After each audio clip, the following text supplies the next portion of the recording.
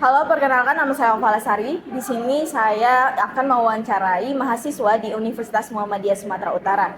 Dan di sini kita udah ada salah satu mahasiswanya. Halo Abang. Ya, Sebelumnya boleh nggak kita kenal dulu?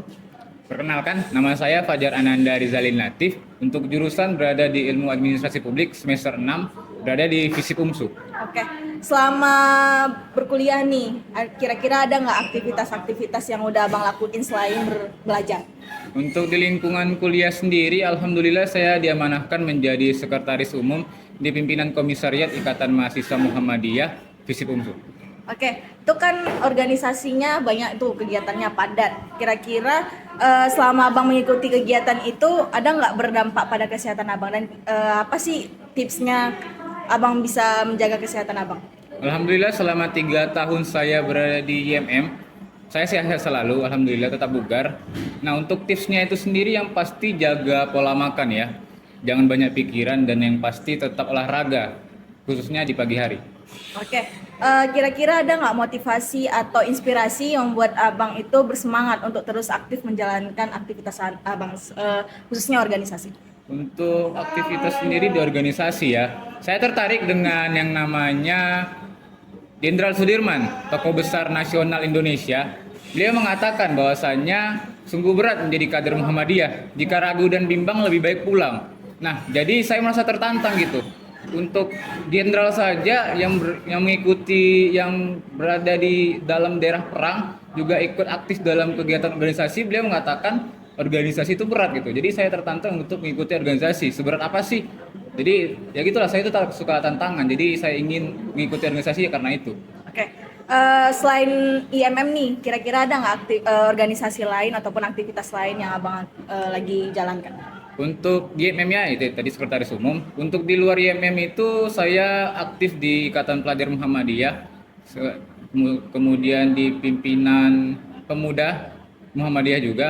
Lalu saya berada di beberapa volunteer sih. Itu aja. Oke.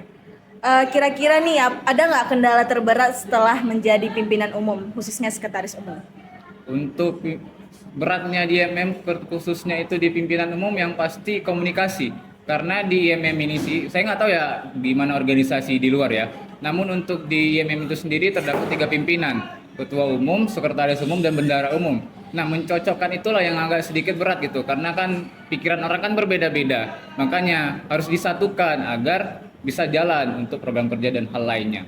Oke, ada nggak pandangan abang mengenai mahasiswa yang tidak mengikuti kegiatan kemahasiswaan atau bisa dikatakan mahasiswa kupu-kupu? Untuk mahasiswa sendiri yang pasti itu kan hak mereka masing-masing ya mau mengikuti organisasi atau enggak gitu. Cuman agak sedikit sayang gitu.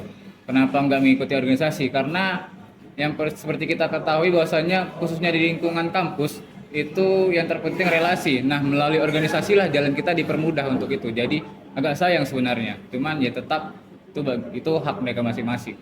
Oke, dari banyaknya organisasi yang ada di kampus nih dan ada banyak aktivitas-aktivitas lain, mengapa abang itu lebih memilih untuk mengikuti IMM?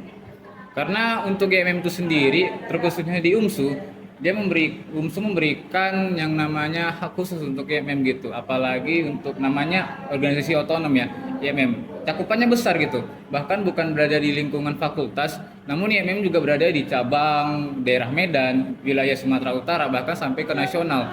Jadi ada tingkatan-tingkatannya dan seperti yang saya katakan tadi, pentingnya relasi dan IMM memberikan itu, makanya saya tertarik gitu untuk mengikuti IMM. Oke, ada nggak cara abang untuk menyimbangkan organisasi dengan kuliah? Untuk menyimbangkan itu yang pastinya manajemen waktu sih sebenarnya. Bagaimana tupoksi dan beberapa hal lainnya gitu. Karena sesibuk apapun kita pasti kita juga mempunyai namanya prioritas. Makanya di situ yang kita manajemenkan gitu, prioritas gitu. Jika memang waktunya kelas, ya kita tetap masuk kelas gitu. Cuma ketika memang berorganisasi, ya kita tetap turun. Oke. Ini bagaimana respon keluarga abang saat melihat abang itu sangat aktif dalam berorganisasi? Alhamdulillah mereka mendukung sekali dengan saya mengikuti organisasi, terutama dengan ini saya mendapatkan skill baru yaitu public speaking dan berpikir kritis, makanya keluarga saya sangat benar-benar mendukung. Oke, terakhir bang, siapa role model yang membuat abang semangat untuk aktif berorganisasi? yang seperti saya katakan tadi, yaitu Jenderal Sudirman, karena beliau pahlawan nasional, jenderal perang, namun tetap aktif di organisasi. Jadi benar-benar luar biasa. Makanya saya tertarik. sama Baik, beliau. terima kasih atas wawancaranya hari ini. Semoga Abang tetap aktif dalam berorganisasi dan tetap semangat. Baik, terima kasih. Oke, terima kasih. Baik, mungkin itu saja wawancara kita kali ini. Saya Ovala Saris Poltar mengakhiri. Billahi fisabilillah, wassalamualaikum warahmatullahi wabarakatuh.